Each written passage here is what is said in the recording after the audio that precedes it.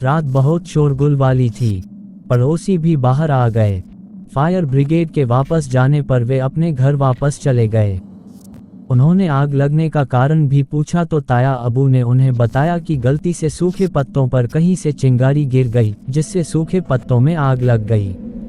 मैं सुबह कैसर खान के पास पहुंचा और उसने चाय बनाकर मेरा इंतज़ार किया।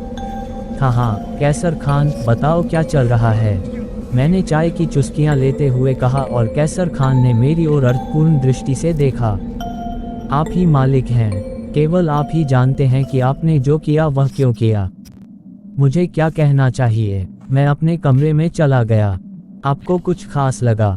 हाँ साहब, सामने वाले भवन के उस भाग में बार बार उजाला होता रहा।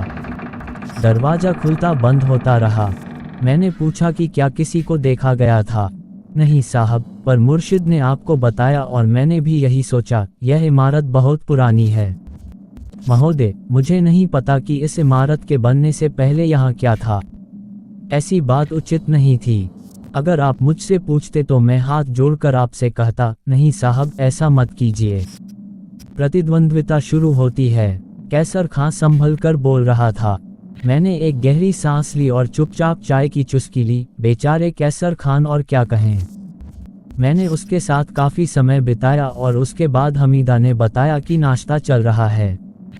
हीरा, सुल्ताना, दनिया और मम्मा सब ताया अबू के साथ नाश्ते के कमरे में बैठे थे। रात में लगी आग पर बयानबाजी की जा रही थी। मम्मा कह रही थी, अगर आग पेड़ों तक जाती तो बड़ा नुकसान हो सकता था। अन्य इमारतों में भी आग लग सकती है। हाँ ये है। रात में पड़ोसी भी बड़ी बदतमीजी कर रहे थे। वह कह रहा था कि मुमताज साहब ने ये जंगल क्यों फैलाया है, कभी भी कुछ खतरनाक हो सकता है। ताया अबू चुपचाप नाश्ता करता रहा और नाश्ते के बाद उसने मुझे इशारा किया और चला गया। मामा वगैरह अपने कमरे में चले गए। मैं ताया अबू को लेकर उनके कमरे में आ गया। ताया अबू गंभीर था। साहब, सच तो ये है कि आपने एक बार मुझसे इस इलाके की सफाई करने को कहा था और मैंने शायद पहली बार आपको मना किया था। हाँ ताया अबू, क्या इसकी कोई खास वजह है? मैं तुरंत समझ गया। अमन जी द्वारा इसकी अनुमति नहीं है। किसका? मैंने आश्चर्य से पूछा। ताया अबू ने कहा, हाँ, मैं तुम्हारी दादी की बात कर रहा हूँ। जब भी मैंने इस जंगल को काटने का सोचा वह मेरे सपने में आ गई और उसने मुझे सख्ती से निर्देश दिया कि इन पेड़ों को बिल्कुल भी नहीं काटना चाहिए। इस क्षेत्र को रहने दो क्योंकि ये हमारी संपत्ति नहीं है, हम इसके मालिक नहीं हैं। इसका क्या मतलब है ताया अबू? जी हाँ शहाब, ऐसे ही कुछ मामले हैं। प्रकृति ने इस ब्रह्मांड में महान जीवों का निर्माण किया है और इन प्राणियों के रहने की व्यवस्था की है। आप जिस भी स्थान पर रहते हैं वह आपका अपना नहीं है। असंख्य कीट पतंगे वहाँ रहते हैं और सभी उसे अपना घर मानते हैं। अमन जी ने मुझे स्वप्न में कहा है कि ये स्थान भी शुद्ध रूप से हमारा नहीं है। यहाँ एक और प्राणी रहता है, लेकिन वह अपने आप में व्यस्त है और हम अपने आप में व्यस्त हैं। मैं लंबे समय से यहाँ रह रहा हूँ लेकिन हमें कोई नुकसान नहीं हुआ है। मैं आपसे एक बात पूछना चाहता हूँ। हाँ ताया अबू, पूछो, मैंने कहा और ताया अबू गहरी नज़रों से मेरी तरफ देखने लगी। मैंने दिन के उजाले में जगह का निरीक्षण किया। जिस स्थान पर आग लगी वह कोयले से भरी हुई है। जो पत्ते और टहनियाँ बाहर जलाई जाती हैं वे वहाँ नहीं थीं, बल्कि वहाँ लाई गई थीं।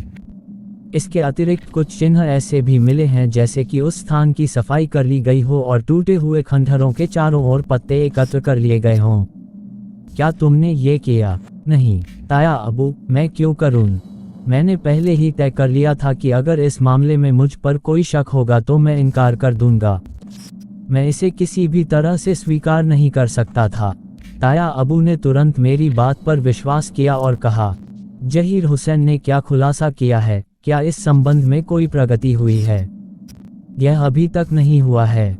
वैसे मैंने नादिर खान से संपर्क किया है। ये एक अच्छी चीज़ है। इस बारे में क्या कहते हैं नादिर खान? वह बेचारा बहुत अच्छा आदमी है। मैंने उसे सारे कागज़ों का एक सेट दे दिया है और वह अपने आप कोशिश करेगा। मैंने ये कहना बंद कर दिया कि नादिर खान ने ताहिरा खानम का पीछा करना बंद नहीं किया है और नादिर खान अभी भी उस पर काम कर रहे हैं। ये बात ताया अबू को नहीं बतानी थी।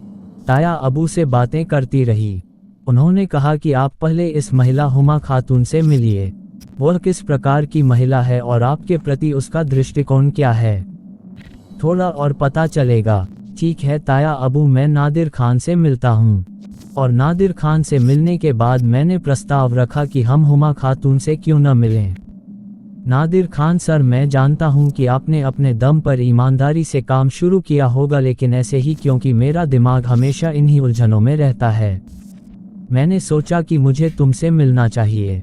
साहब, आपको एक दिलचस्प बात बताऊं कि कुछ समय पहले मैं सोच रहा था कि अब हम सीधे हुमा खातून से मिलें। मैंने आपसे सलाह करने का फैसला किया था कि हम दोनों हुमा खातून के पास चलें।